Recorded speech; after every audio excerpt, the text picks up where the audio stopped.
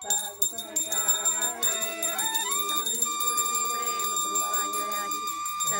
सुंदर उपशेनुराची कंठेसारखे माळ मुक्ता फळाची जय देव जय देव जय मंगलमूर्ती दर्शन मनकामना पूर्ती जय देव जय चंदनाची उटी कुंकुम केशरा हिरे जडित मुकुट शोभतो बरा रुंजुणती नुपुरे चरणी। नमस्ते, मी अश्विनी साई समय सिस्टर चॅनल मध्ये आपल्या सर्वांचं खूप खूप स्वागत आहे। सकाळी इतकी गडबड होती, सकाळी काय ब्लॉग चालू केलाच नाही। आता दुपारचे बरोबर 2 वाजलेत। का 2 वाजलेत ब्लॉग चालू करायला हे पण सांगते। आणि मलाच फराळाचे 2 पदार्थ बनवायचे आहेत। एक बेसन लाडू बनवायचा आहे, दुसरा आपला चिवडा बनवायचा आहे। सकाळी बघा, सकाळी म्हटलं आईनं बरं नव्हतं, आईनं पण दवाखान्यात त्यांना न्यायचं होतं। दुसरी गोष्ट सईला दर महिन्याला शेवटच्या गुरुवारी तिचं एक दाताचं असतं काम, तर तिथे जाऊन त्यांना ते पण दाखवायचं होतं। म्हणजे दोन्हीकडे त्यांना न्यायचं होतं, आईना आणि सईना। आणि सईचा डबा आणि सकाळी सईचा डबा मला द्यायचा होता, तिकडे सईला सोडायचं होतं आज ना शाळेला। आणि सगळेजण भाजी चपातीचा नाश्ता खाल्ले। तुम्हाला सांगते आज गार्डन मध्ये इतके छान छान वांगे निघाले होते ना, तर सुकी मस्त वांग्याची भाजी बनवलेली सगळे एका साईडला ठेवलेलं आहे। जेवण आमच्या आत्ता जस्ट झाले, तर सकाळी वांग्याची चपाती भाजी सगळ्यांचा नाश्ता झाला, मस्त गरगटा एक नंबर असं आजचं जेवण होतं। जेव्हा बाहेर आबाळ येतो ना, गरगर हवा येतं, त्यावेळेस काय माहिती गरगटा म्हणजे डाळ पालक डाळ चुका म्हणतो ना ते, तर खूप छान आजचं जेवण झालं। आणि आमच्या इकडे ना गणपती किंवा हरतालिका वगैरे जे असं पूजा वगैरे आम्ही एकमेकांचे गणपती बघायला जातो। तर म्हणजे चुलत सासूबाई त्या आल्यानंतर अर्धा 1 तास गेला। परत म्हणजे दुसऱ्या सासूबाई आल्या गणपती बघायला, त्या आल्यानंतर फक्त एवढंच की मी शूट काय घेतलं नाही ते पण सांगते। एकतर माझं अंग अगदी म्हणजे बाहेर बारीक बारीक पाऊस, नळाला पाणी, अक्षरशः साडी ओली होती आणि म्हटलं तसं। आणि मी फ्रेश पण झाले होते, इतकं गडबड नुसती गडबड उठली होती। दुसरी गोष्ट काल ज्या माझ्या सासूबाई आल्या होत्या ना, त्यांचं दळण जसं त्या आल्या ना तेव्हा किती वाजता आलेले बघा, 5 साडेपाच वाजता। तेव्हापासून जी लाईट गेलेली रात्री 9 वाजता, त्या बसल्या 7 वाजता, दळण का झालं नाही। त्यांची आधी म्हणजे आता फराळाचं बनवायचं आहे ना, तर त्यांचं आधी लाडूचं चकलीचं परत आपलं साधं बेसन पीठ सगळं दळून दिलं। गिरणी तर आता तिथे गणपती बाप्पा आहेत, गिरणी तर आता किचन मध्येच ठेवलेलं आहे। आणि त्या पाठीमध्ये सगळ्या रांगोळ्या भरून ठेवल्या, जेणेकरून आता परीच असं असतं की आई दररोज मी आता बदलून रांगोळ परत गिरणी साफ करून ठेवली। अशी बरीच कामं सकाळी वाढली, त्यामुळे म्हटलं आता चला निवांतच आपलं ब्लॉगला सुरुवात करावी। तर आता बाहेर का चुलीवरती करण्यासारखं काहीच नाहीये। पाऊस काय पडला नाही, काल पडून गेलाय पाऊस, बऱ्यापैकी पडलाय, जास्तीचं मोठं पण नाही काय नाही। तर हे बघा सगळं ओलं ओलं काय हा दूध द्या, तर सगळं ओलं आहे, त्यामुळे काय करता येत नाही। म्हणून म्हटलं आता चला बेसन जे काय आहे ते आता आपण गॅसवरतीच भाजून घेऊया। बेसनाचे आज लाडू बनवायचे आहेत, तर चला बनवायला घेते। गॅस ना थोडंसं पुढं ओढून घेतलाय, बघू बाय। तर आपलं ना बेसन मी भाजायला घेतलेलं आहे। तर हे बघा अशा कॅरी बॅगात मी दळून ठेवलेलं असते। हे घरगुती गिरणीचा फायदा, जास्तीचे भांडे वगैरे लागत नाहीत।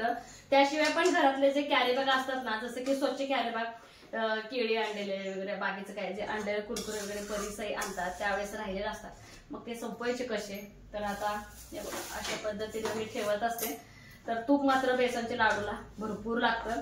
जसं की बघा जितकं पीठ आपलं पूर्ण ना म्हणजे तुपामध्ये मिक्स होऊन जाईल ना, तितक्या लवकर आपलं बेसन पीठ ना हे छान भाजते।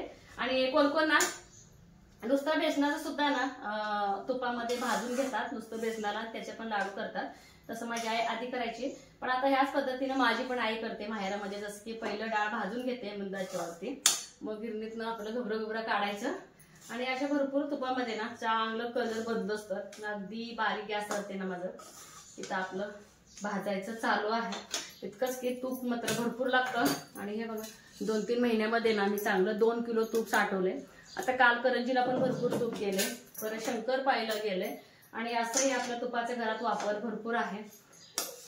तर तेव्हा सामान आणायला गेलं ना त्यावेळेस चकली मसाला चिवडा मसाला आणले नव्हते, कारण की इतके पाकिट मोठे होते ना, तर इतके मोठे पाकिट मला नकोच होते, तेवढं दिवाळी लागते।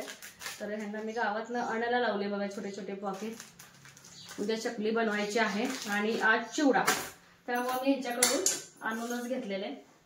तर मस्त असं एकसारखं परत भाजून घेणार आहे मी. तर तुमच्याही घरी महालक्ष्मीची तयारी चालू असणार आहे. तर बरेच जण बरेच पदार्थ बनवतात, मी तेवढं नाही, फक्त आता ह्यावर्षी 5-6 पदार्थ बनवणार आहे. त्यावेळेस दरवेळेस मी अनारस पण बनवते, ते पण ह्यावेळेस थोडंसं मी स्किप केलेले, कारण की सईच्या दाताला लावले क्लिपा, परत आईला पण सर्दी खोकला, परी पण जाम झाले, परत आमच्या म्हणजे मला पण नाही आवडत तेलकट एवढं, त्यामुळं आई म्हणाले की दिवाळीलाच बनव आता अनारस रव्याचा लाडू, हे 2 पदार्थ थोडं मी स्किपच करणार आहे, कारण की रक्षाबंधनला आईने भरपूर रव्याचे लाडू दिले होते, काल परवा संपलेत, त्यामुळे म्हटलं आता नकोच रव्याचे लाडू. आपलं 5-6 पदार्थ होता, ठीक आहे म्हणलं. तर तेव्हा अगदी मस्त छान ह्याचा ना आरोमा पण घरात पसरला. तुम्हाला मी दाखवते, अगदी कलर हलकं हलकं ना छान असं बदलत जातं. कलर जसं जसं बदलेल ना तस तसं आपले लाडू दाणेदार तर होतात आणि कच्चं पण. तर इकडे ना हे बघा, अगदी रवाळ अशा पद्धतीनं पूर्ण मी बेसन भाजून घेतलेले चांगलं. 1 किलोभरचं हे आपलं बेसन भाजून झालंय. लागलंच इकडे चिवड्याची पण तयारी, सगळे मसाले एकाच प्लेटमध्ये, आणि लसूण पण घेतलं बारीक करून, जिरे मोहरी, आणि मी शक्यतो खोबरं अजिबात घालत नाही. आमच्याकडे खोबरं कोण खात पण नाही, पर्सनल मलाच आवडत नाही चिवड्यामधलं खोबरं. आणि इकडं बघा, तर कळीचं लाडूसाठी सुद्धा आईंनी भिजत घातलं. आता जस्ट कमेंट वाचली मी, ते आपल्या नेहमीचेच ताई येतात, तुम्ही काय रागाला येऊ नका, आईनं एवढं बरं नाही तर तुम्ही तेवढं काम लावता, किंवा सईपरीचं बालपण राहू द्या. तर मी काय म्हणते, दिवसभर तर खेळतच असतात मुली, आणि त्यांना लुडबुड करायला आवडते, खास करून सणाच्या दिवशी आवडते. अगदी लहान लहान लेकरं सुद्धा आमच्या इकडे लाटू देत नाहीत, मला पोळपाट दे, लाटणं दे, भांडणं चालू असतात, त्यांना तो आनंद मिळतो. दररोज का आपण 1-2 तास त्यांना अजिबात कामं लावत नाही, आणि त्यांच्या बालपणीतल्या ज्या गोष्टी स्मरणात असतात ना, मोठेपणी त्यांना ना बंधनात अडकणार, जसं की बघा जॉब असो किंवा शिक्षण असो, त्यामुळं मुलं सणाच्या दिवशी मध्ये मध्ये करतात. मला पण आवडतं, त्यांना पण आवडतं, त्यांची मदत मला होते आणि पटकन कामं होतात. आईंचं जर बोललं, आईनं बरं नाही म्हणून एकसारखं तर झोपत राहिला, ते जास्तीचं आजारी पडते, आणि मेन म्हणजे त्यांना तसं आवडत नाही. पण आई का असं पहिल्यापासून सगळंच कामं करत नाहीत. हा बाबा, आता करंज्या काल भरल्या, झालं त्यांचं काम, तिथून ते उठून जातात, पसारा काढायचं, ते तळायचं, सगळे बाकीची कामं करायचं, ते सगळं आपल्याच असतं. आणि इतर घरात जर तुम्ही जर बघितलात ना, तर सासू सुना आहे का एकमेकांचं तोंड बघत नाही, तू तिकडं रुसली, ही इकडं रुसली, असं बरं दिसतंय का? घरात अजिबात तसं कर्मच सुद्धा नाही. ओ काय आई, कुठल्या पत्र्यात पेटू येत, इथंच पेटूया नाही येत, भरून आले इकडे, होईल की लगेच, होईल का? हा, दोघी करू. हे बघा, आमच्या आई असं उत्साही असतात, तुमच्यासाठी चांगलं उदाहरण आहे. आई आमच्या, तुला जास्त अश्विनी काम पडते म्हणून असं आम्ही एकत्र मिळून कामं करतो. त्यामुळे तुम्ही असं काही समजूच नका की आईला तू सगळंच काम लावती, असं काही नाही. अगदी माई लेकीसारखं आम्ही राहतोय, आणि असंच असू दे कायमचं प्रेम आईबद्दल मला आणि माझ्याबद्दल आईना, असं मला वाटतंय. तर चला, काय असं तर असणारच, म्हणजे नाण्याच्या 2 बाजू असतात. बागेत जाऊन मला कढीपत्ता आणायचा आहे, आणि आई बोलतात की चुलीवरतीच कळ्या पाडू अश्विनी, गॅसवरती तुला एकटीला आपदा होईल, तर दोघे मिळून केलं की पटापटा होऊन जाईल, असं आईचं म्हणणं आहे. तर चला, तर कढीपत्ता पण आणून घेते. त्या खजिनाच्या पाठीमागनं कढई आणि झारा काढला, स्वच्छ धुवून घेते, आणि किचनवरती चिवड्याचं पण तयारी आहे. आणि हे ना गार पण खायला पाहिजे ना, गडबड करून ह्याला चालत नाही अजिबात, मग साखर वगैरे सगळे घालून मग मिक्स करायला येईल. कढीपत्ता पण आणून घेतलाय. आई साहेबांचं चाललंय चूल पेटवायचं, आणि वातावरण असं वाटत नाही पाऊस येईल, थोडंसं असं पांढरेट झालंय, नळाचं पाणी आलेलं सकाळी. तर हे धुवून घेते मी आधी.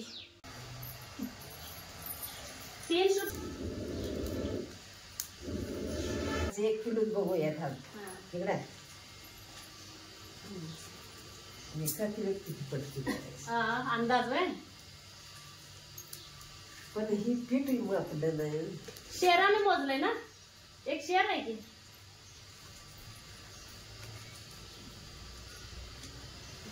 ते झोपून घ्यावं म्हणलं तुम्ही. 1 शेर म्हणजे किती? 1 शेर म्हणजे किती? 1 शेर म्हणजे किती? मागचं बरोबर असते, मागचं नाही, मागचं गच्च शेर भरून घेतला म्हणजे मग, आणि वर घेतलं की मग किलो, 10 किलो. हा, 10 धान्य असेल तर 2 किलो. एकदा बघितलं तुम्ही, एकाची डाळ झोपली तळली आणि शेरात माप ते आहे. थोडं पाणी वता लागतंय काय? लय बुंदी नको, ही नको करायला पातळ आहे ना. थोडं पाणी वत्ता काय?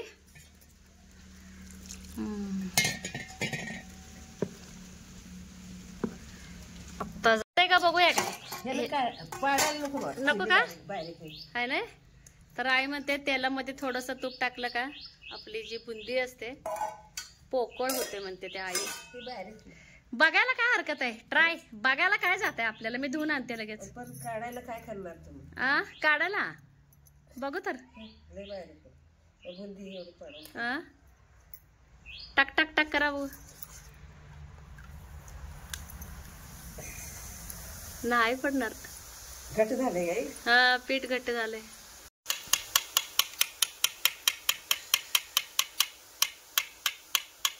अजून पातळ करावं का पीठ आई? पीठ अजून पातळ करावं काय? बस के पातळ करावं म्हणते.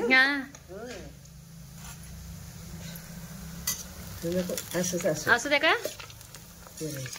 तर चला आम्ही बुंदी पाडून घेतो. ती जास्त कच्च पण नाही आणि पक्क पण नाही काढायचं काय? जास्त तळायचं नसतंय काय? कशाला ह्याला? हा मग ते कसं समजते आई? काय जर असं तांबूस झालेलं तळायचं, लय करपून बी द्यायचं नाही आहे ना. लय कच्च बी ठेवायचं नाही. त्यात पाक हेच मेन टेक्निक समजायला पाहिजे. हो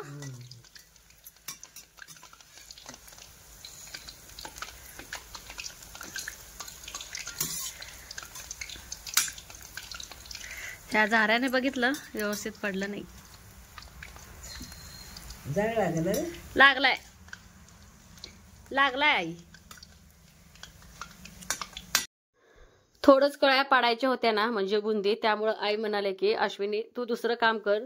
तर एका दिवशी खूप लोड होईल तुला. तर मी बसून बसून कळ्या पाडते. वाटलंच पाक वगैरे लाडू तू बांध. कारण की पाक मला अगदी परफेक्ट असं जमतो. आधी जमायचं नाही. फक्त थोडंसं कळ्या पाडताना ना मला भीतीच वाटते. आणखीन का माहिती इतकं मी 100% ना असं मन माझं होत नाही. काय तर चुकेल असं वाटतं. काय होतं कळ्या पाडताना एकतरी कळ्या कच्च्या नसाव्यात आणि जास्त ना तळल्या पण नसाव्यात. तर एकदम मीडियम पाहिजे. धड कच्चं पण नाही धड पक्क पण नाही. त्यामुळं ना आई करतात कळ्या आणि जोपर्यंत त्यांना होते तोपर्यंत मी करणार अश्विनी असं त्यांचं म्हणणं असतंय. पण आमच्या गप्पा मारत मारत माझं पण दुसरं काम चाललंय. माझं पण बेसन भाजलेलं जे सारण होतं ते पण गार झालंय. त्याच्यामध्ये साखर काजू बदामाची मी पूड करूनच घातलेली आहे. त्यात वेलची पावडर आणि जितक्या आकाराचा पाहिजे तितकं मला लाडू वळायचा चालू आहे. तर पेढे माठ पण मी थोडे करणार आहे आणि गोल सुद्धा वळणार आहे. आणि आमच्या गप्पा इकडच्या तिकडच्या सारखं चालू असते आणि बरं वाटतं. एकमेकांबरोबर सतत संभाषण ठेवलं का तर अंतर जास्त म्हणजे दुरावत जात नाही. त्यामुळे आमच्या बघा एकदम येऊन ना कामं चालू असतात. काव काव काव चालू आहे. नेमकं काहीतरी करायला की नाही आमच्या घरी कावळा येतो. कावळा जेवला की ब्राह्मण जेवल्यासारखं असतंय. आहे काय? ब्राह्मण ब्राह्मण ब्राह्मण जेवल्यासारखं असतो. काना आलेत म्हणायचं. द्या तुमच्या हातचं तुकडा टाक गोळी करून. होय ना. तुमच्या हातचं आवडते. अण्णांना कळ्याचं लाडू आवडते ना. तर बेसन लाडू काही पेढे माठ बांधलं काही गोल गोल बांधलं. तर अशा पद्धतीचं आई म्हणतात लाडू दे कावळ्याला. थांबा मोठेच घेते. या या इथं ठेवूया आपण. या या नेते का बघूया आता आपण. अगो बाई कावळा घेऊन गेला लाडू आमच्या अण्णा. हे बघा आई घेऊन गेलं. हा आपण नेमकं काय तर करायला लागलं. मोठी केलती ही राव लाडू. सहज तोंडात बसलाय सहज. बघा खायला लागलाय तिथं. कळ्याचं पण लाडू देते. पाक करणार आहे मी तेव्हा देते. नेमका आला आणि घेऊन गेलाय. हो झालं आमच्या कळ्याचं लाडू पण झालंय. बेसनाचं पण झालंय. 2 लाडू खाल्ल्याशिवाय काय नसतं. शुगर असताना बी.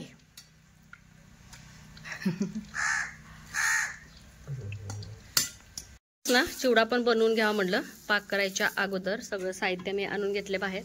तर शेंगदाणे डाळे आदू तळून घ्यावं. मग ह्यातलं तेल थोडंसं कमी करून चिवडा सुद्धा फोडणी टाकून घेते. इकडं ना माझं चिवडा सुद्धा मी लागलंच कढईत आवरून घेतलं, जेणेकरून कढईचं तेल अजिबात वाया जाऊ नये असा एक माझा अट्टास असतो. तर पाक करण्यासाठी हे पातेलं घेतलंय मी धुवून. चिवडा अगदी मस्त असं दिसायला तर मस्त एक ना दिसतो. परफेक्ट झालंय की बसते आई ओ. आणि आमचं ना पाक इतकं परफेक्ट झालंय. पाक खाली अहो आई दिसते ते लाडू बघा. तर हे बघा. तर साखर घेतलं होतं ना परातीत मोजून, म्हटलं त्यातच आता लाडू ठेवावं. तर परफेक्ट पाक झाले. परफेक्ट चिटकतंय. चांगलं झालंय. ताकद लागत नाही लय. हा. आणि भाकरी पण करून घेतल्या आम्ही चुलीवरती. लागलं स्वयंपाक पण झाला आमचा. चिवडा झालं, बेसन लाडू झालं, 3 झाले प्रकार. चकली तेवढं केलं की विषय बेसन लाडू फॅन खाली ठेवले बघा आमच्या रूम मध्ये. अरे बाळा ही खा की ताज पहिला आहे पोरा. आधी बेसन लाडू पाहिजे परीला. बेसन लाडू आवडतंय. अण्णा आहे ते अण्णा.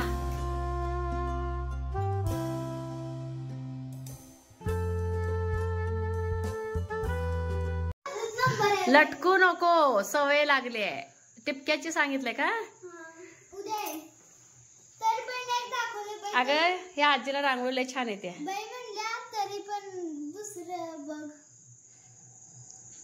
5 ते 4 आहे वाटतं.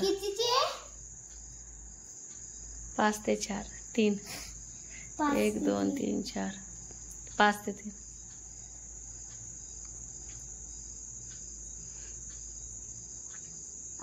तिरक होते बरं का. आजीने मला लय वेळ शिकवले, जमलं नाही मला हे.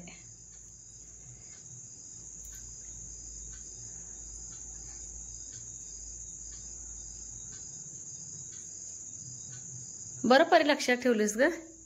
ती आजी महिला काढायची ना आपल्याला शिकवायची. काढती आता. किती वर्षापूर्वीची रांगोळी आई तुमची ही? आईला कांठळ्या बसले त्या. किती वर्षापूर्वीची रांगोळी आहे ही? आम्ही लहान असतात काय तेव्हाच लक्षात आहे. लहान असताना रांगोळी काढायची. कुठली रांगोळी खडे इचून आणायचं, ते कांडायचं भोपळात चाळायचं आणि मग ते रांगोळी काढायचं. रंगीत कुठल्या रांगोळ्या काय सणावाराला काय करतो तर रंगीत कुंकू घालायचं, रंगीत रांगोळी काढायची. अरे परे जरा बघा जरा. कलर बी मिळायचं नाही. हा 2 पैसे. आता स्किन कलर, काळा कलर, गोरा कलर. होय बरोबर. 2 पैसे कलर काढला तर एवढा येत होता, पण ती बी मिळायचं नाही. आता किती महाग आहे आई. 2 पैसे म्हणजे किती विचार आजीला. एकदम आजीकडे जा की, आजी सांगते. गुलाला गुलाबी करायचा, लाल लाल करायचा. गुलाल हळदीनं पिवळा. हा मग काय करायचं. आणि वली करून आम्ही रांगोळी उन्हाला लावायची, ती रांगोळी करायची. गेल्या वर्षी परी करत नव्हती का काळा कलर कोळसाही करून परी तू बनवली होतीस की. तर सईचा तिकडे अभ्यास आलाय, परीचा अभ्यास झालाय. आपलं टिपक्याची रांगोळीची प्रॅक्टिस चाललंय. 8:15 वाजलेत, निवांत बसलोय. सगळी कामं झालेत. हे 3 ते हे 3 हे 3 ते हे 3. शेणाचा सडा का साधा सडा? शेणाचा. हा रोज रांगोळी काढायची. हा